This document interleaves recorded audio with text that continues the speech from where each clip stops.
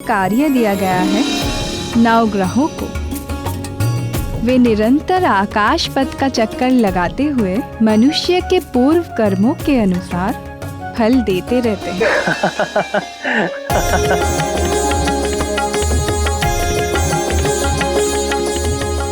प्रभु, किस बात से आपको इतना आनंद आ रहा है? हमें भी बताइए। नवग्रहों में एक ग्रह है शनिदेव। शनय शनय अर्थात धीरे धीरे चलने के कारण उनका नाम शनिदेव हुआ। सभी जीव उनसे बड़ा भय खाते हैं। उनके चक्र में जो भी पड़ता है सदा रोता हुआ मिलता है। किंतु जब हनुमान से उनकी भेंट हुई तो क्या नाथ, बताइए ना। हनुमान एक पर्वत शिखर पर बैठकर आनंद से केलों का भोग लगा रहे थे।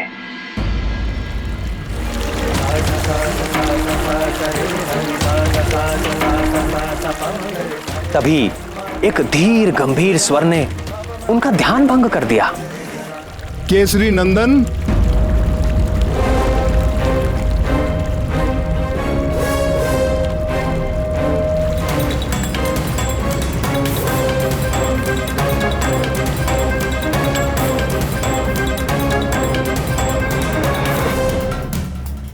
मैं आपको सावधान करने आया हूं पवन पुत्र हनुमान। आज से आगामी 7.5 वर्षों तक आप पर मेरा प्रभाव काल आरंभ हो रहा है। आप सावधान हो जाएं। मैं आपके शरीर में प्रवेश करने वाला हूं। मैं आपको प्रणाम करता हूं सूर्यपुत्र शनीश्वर, किंतु आप मेरे भीतर प्रवेश नहीं कर सकेंगे। तो आपको मेरे सामर्थ्य पर संदेह है बजरंगबली? आप सब प्रकार से सामर्थ्य हैं शनीश्वर महाराज, परंतु मेरे मन में तो पहले से ही कोई रिक्त स्थान है ही नहीं, तो मैं फिर आपको स्थान कहां पे दूं? मेरे तन मन जीवन सर्वत्र में प्रभु श्री राम ही राम बसे हैं। आपको कदाचित ज्ञान नहीं है कि मेरे प्रकोप से मनुष्य तो क्या, देव और दैत्य भी नहीं बच सके हैं। 7.5 के 2.5 वर्ष मैं जीव के पैरों में रहकर उसे भटकाता हूं। 2.5 वर्ष उसकी सिर में स्थित रहकर उसकी बुद्धि भ्रष्ट करता हूं, और 2.5 वर्ष उसके मुख में प्रवेश करके उसकी सुख शांति धन संपत्ति सबका हरण करके उसे पूरा दरिद्र बनाकर छोड़ देता हूं। महाराज, मैं तो केवल उसी ज्ञान को अपने पास रखता हूं जिससे मैं अपने प्रभु के प्रेम रस में सदा लीन रह सकूं। शेष सारे ज्ञान को मैं अपने किसी काम का नहीं समझता। ऐसा है तो मेरी 7.5 का थोड़ा और ज्ञान ले लीजिए। अवश्य शनिदेव, कृपा कीजिए। जब मेरी 7.5 चलती है तो प्राणी दुख कष्ट और असुरक्षा से बुरी तरह से घिर जाता है। रोग और व्याधि उसे जकड़ लेते हैं। कभी सर पर छत गिर पड़ती है तो कभी उसके घर में आग लग जाती है। कलह का वातावरण हो जाता है। सब ओर असफलता और पराजय ही मुख फाड़कर खड़ी हो जाती है। कलंक और आरोप लगने लगते हैं। प्राणी अपनी सोच और बुद्धि पर नियंत्रण नहीं रख पाता। मेरे अधीन होकर वो क्रोध और आवेश में आकर अपनी ही हानि कर बैठता है। मन व्यथित रहता है, वाणी कठोर बोलता है, सुख नष्ट हो जाता है, संपत्ति का नाश हो जाता है, दुख ग्लानि और शोक, इसके अतिरिक्त उसके पास कुछ भी नहीं रहता। सावधान हनुमान, आपकी 7.5 इसी क्षण प्रारंभ हो गई। यदि आप अपना निर्णय नहीं बदल रहे और आपने श्री राम के तुच्छ भक्त से ठान ही ली है तो आपका स्वागत है शनीश्वर।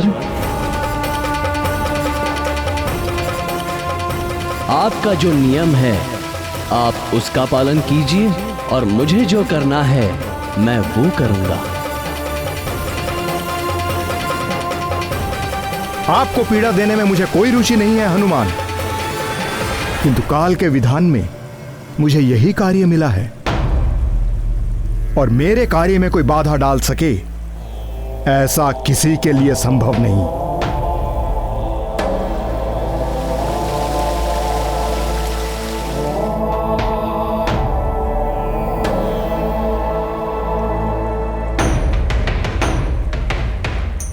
जय श्री राम, जय श्री राम, जय श्री राम,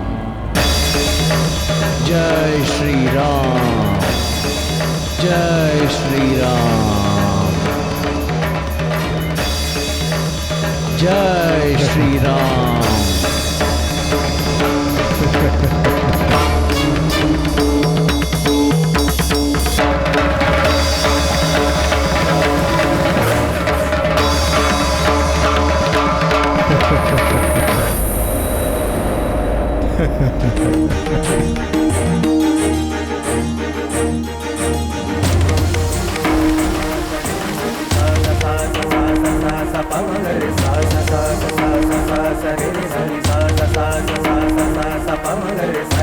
जय श्री राम।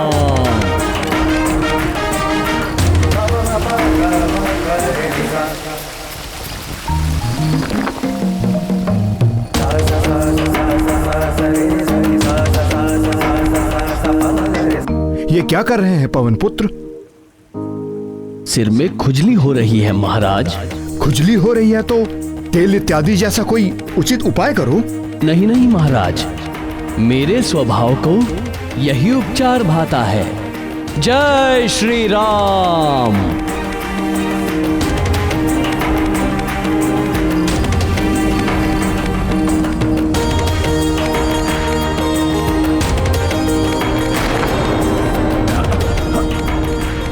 हे मारुति नंदन, इन चट्टानों के बोझ से मैं मरा जा रहा हूं, कृपया इन्हें हटाएं। क्षमा करें शनीश्वर महाराज, जैसे आप काल के विधान से विवश हैं, वैसे ही मैं अपने स्वभाव से विवश। नहीं नहीं महाबली, मुझे क्षमा कर दीजिए।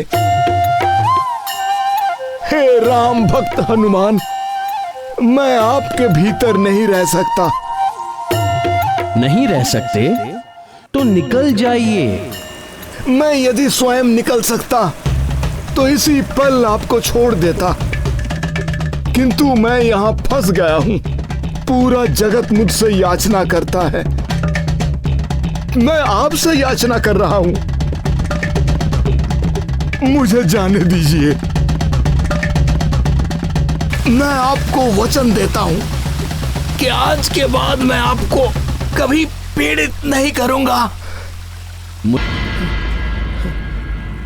हे राम भक्त हनुमान,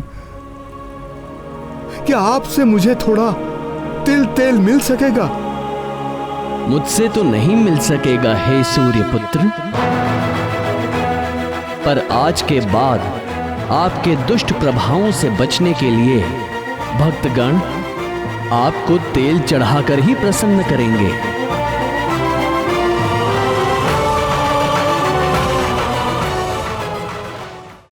वो तो शनिदेव ने शीघ्र ही उनसे संधि कर ली, अन्यथा बजरंगबली पूरे का पूरा पर्वत अपने शीश पर रख लेते।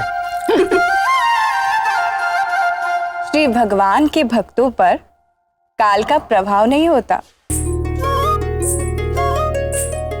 कहते हैं कि प्रभु का नाम एक बार लेने से ही करोड़ों पापों का नाश हो जाता है। भगवान शंकर के अंश हनुमान तो निरंतर ही प्रभु श्री राम के नाम का जाप करते रहते हैं। शनिदेव उनका क्या बिगाड़ सकते थे? हृदयनाथ, क्या वास्तव में भगवान भोलेनाथ के अंश से ही हनुमान जी का जन्म हुआ था? निस्संदेह राम भक्त हनुमान भोलेनाथ का अंश है। मेरे प्रति ये उनका अगाध प्रेम ही है जिसके कारण उन्होंने मेरे सेवक का चोला पहन लिया। अन्यथा कालेश्वर भगवान शंकर सबके स्वामी हैं। मेरे परम आराध्य हैं और मैं उन्हीं को भजता हूं।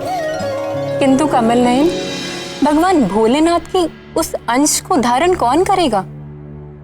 यही प्रश्न जगत जननी पार्वती जी ने भगवान महादेव से किया था।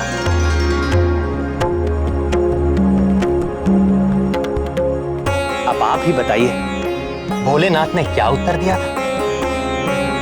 स्वर्गलोक की एक अप्सरा है जिसका नाम है पुंजिक स्थला। स्वर्गलोक की अप्सरा? अप्सरा ने वानर को जन्म दिया, किंतु यह कैसे हुआ स्वामी? मेरी इच्छा होने पर महामाया सब कुछ संभव कर देती है।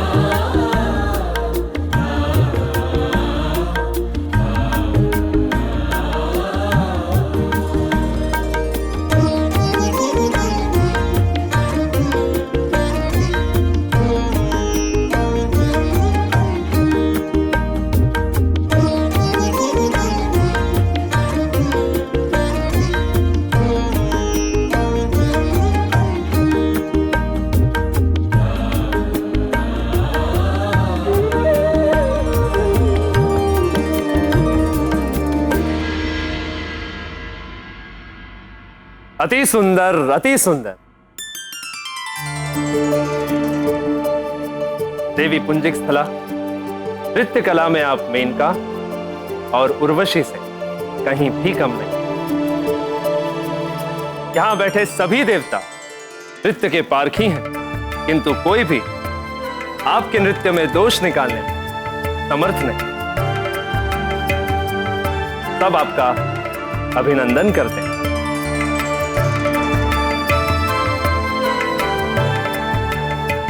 उसके नृत्य के समान ही पुंजिक स्थला का चरित्र भी निर्दोष था।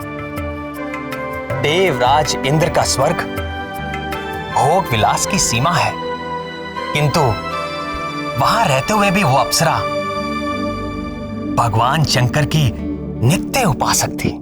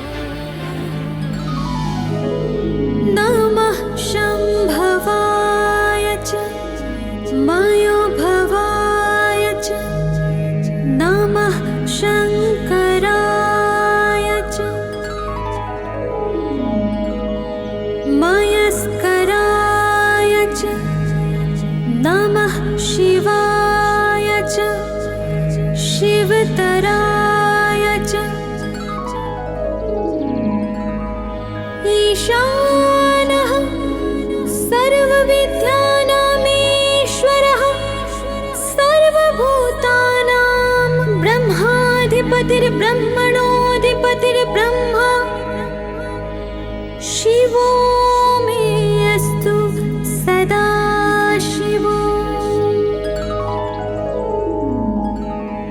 तत्पुरुषाय विद्महे महादेवाय धीमहि तन्नो रुद्रः प्रचोदयात्।